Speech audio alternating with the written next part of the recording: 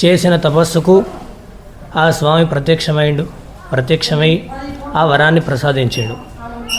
అయితే కొన్ని సంవత్సరాలకు పుత్రుడు కలిగిండు వాళ్ళకు.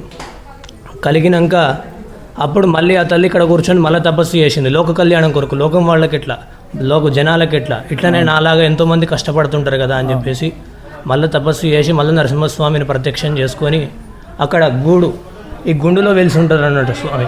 ఓకే, గుండులో. అయితే ఎవరికి తెలియదు అన్నట్టు అప్పుడు.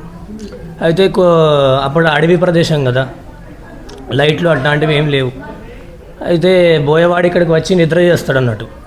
నిద్ర చేస్తే జంతువులను వేటాడి ఇక్కడ నిద్ర చేస్తే వాడికి వెలుతురు కొరకు దీపం గూడు కొడతాడు అన్నట్టు. అక్కడ మీకు గూడు ఉంటుంది అన్నట్టు. అయితే గూడు కొడితే స్వామి అక్కడ బోయవాడు అక్కడనే చనిపోతాడు అన్నట్టు. ఆ వేటగాడు అక్కడనే చనిపోతే ఆ గూడులోంచి చీము నెత్తురుగా ఆరుతుంది అన్నట్టు.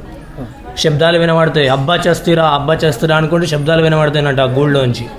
అప్పుడు నవనాథ సిద్ధులు ఊర్ల ప్రజలందరూ ఇక్కడ వచ్చి ఏమున్నది గూడు లోపల అని చూస్తారు. ఒక పెండి ముద్ద తీసుకొని ఆ గూడు లోపల మెత్తుతారు అన్నట్టు. మెత్తంగానే అప్పుడు ఉగ్రం వీరం మహావిష్ణుం జ్వలంతం సర్వతో ముఖం నరసింహం భీషణం భద్రం మృత్యుం నమామ్యహం అని శబ్దం వినవచ్చి నరసింహస్వామి ఆకారం ఏర్పడుతుంది. ఏర్పడిన తర్వాత అప్పుడు ఇక్కడ ఉన్నది నరసింహస్వామి, లక్ష్మీ నరసింహస్వామి అని చెప్పేసి అప్పుడు వాళ్ళకి అర్థమై అప్పటి నుంచి స్వామివారికి నిత్య ఆరాధనలు, నిత్య కైంకర్యాలు, నిత్య నివేదనలు ఇక్కడ జరుపుతున్నారు అన్నట్టు. అంటే సుమారుగా మనకు ఎన్ని సంవత్సరాల నుంచి ఇక్కడ పూజలు జరుగుతూ ఉన్నాయి? ఒక 1000 సంవత్సరాల కిందటి నుంచి ఇక్కడ పూజలు జరుగుతుంది. అంటే ఇక్కడ స్వామివారి ప్రత్యేకత ఏంటంటే సంతానం లేని వారికి సంతానం కలుగుతుంది అన్నట్టు. వేరే ఇంకా ఇతరత్ర ఎటువంటి బాధలు ఉన్నా కూడా స్వామివారు వాళ్ళని అనుగ్రహిస్తారు అన్నట్టు. ఇక్కడికి వచ్చి పట్టెనామాలు, కోరమీసాలు, ఇతర అభిషేకాలు ఇక్కడికి వచ్చి భక్తులు నిత్యం జరుపుకుంటారు అన్నట్టు. అంటే ఆ మొక్కుల ద్వారా వారి యొక్క కోరికలు తీరుతాయి. ఓకే, ధన్యవాదాలండి. ఇక్కడికి వచ్చిన భక్తులు మాకు ఎన్నోసార్లు చెప్తుంటారు, స్వామి ఇట్లా అయింది, మాకు మంచిగా అయింది అని చెప్పేసి స్వామివారు వాళ్ళని అనుగ్రహిస్తూనే ఉంటారు.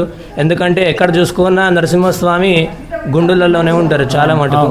అయితే ఇక్కడ స్వయంభూ నరసింహస్వామి అన్నట్టు, స్వయంగా నరసింహస్వామి తానంతట తానే ఇక్కడ వెలిసి గుడిలో కూడా. ఓకే, ధన్యవాదాలు సార్. అయితే ఇక్కడ ఇంకా క్షేత్రపాలకుడు ఆంజనేయ స్వామి. ఇక్కడ ఆంజనేయ స్వామి మరియు నరసింహస్వామి ఇద్దరు క్షేత్రపాలకులు ఉంటారు. అంటే ఆంజనేయ స్వామి ఇక్కడ మనకి అంటే విగ్రహం ఎక్కడ కనబడదు. కుడి దిక్కు ఆంజనేయ స్వామి ఉంటారు, అటు దిక్కు ఎడమ దిక్కు నరసింహస్వామి ఉంటారు. ధన్యవాదాలండి, నమస్కారం.